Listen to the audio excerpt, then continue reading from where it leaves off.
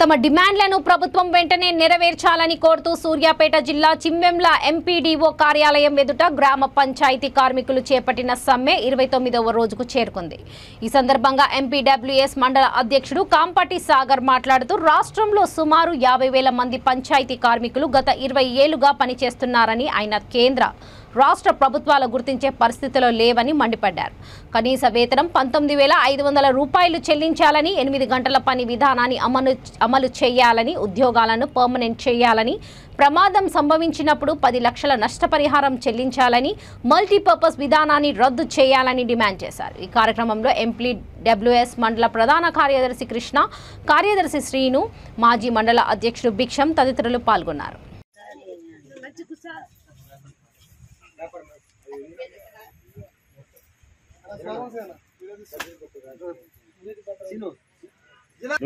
ఆపరేటర్లకు కానీ, drainage clean చేసే వారికి కానీ మొత్తానికి 19,500 రూపాయలు ప్రతి ఒక్క కార్మికుడికి చెందాలని మేము కోరుకుంటున్నాం. మల్టీపర్పస్ విధానాన్ని కూడా రద్దు చేయాలని కోరుకుంటున్నాం. నేరుగా మా యొక్క జీతాలు గవర్నమెంట్ మాకు స్పెషల్గా ఒక బడ్జెట్ కేటాయించి దానికి 19,500 రూపాయలు కేటాయించి నేరుగా మాకు గవర్నమెంట్ ట్రెజరీ ద్వారా వేతనాలు చెల్లించాలని మేము ఇలా కోరుకుంటున్నాం. మాకు కనీసం మేము ఈరోజు ఒక కార్మికుడు చనిపోతే ప్రమాదవశాత్తు ఒక కరెంట్ పోల్ ఎక్కి ప్రమాదశాతం చనిపోతే కనీసం గ్రామ పంచాయతీ నుండి కానీ రాష్ట్ర ప్రభుత్వం నుండి కానీ దహన సంస్కారాలకి ఒక 5,000 రూపాయలు కూడా కేటాయించిన దినం లేదు. ఇప్పటి వరకు కూడా రాష్ట్రం మొత్తాన్ని చూసుకుంటే 200 మంది కుటుంబాలు చనిపోయారు. మినిమం 200 మంది కార్మికులు చనిపోయారు. ఒక్క కుటుంబానికి కూడా ఒక్క రూపాయి కూడా ఈ ప్రభుత్వం చెల్లించలే.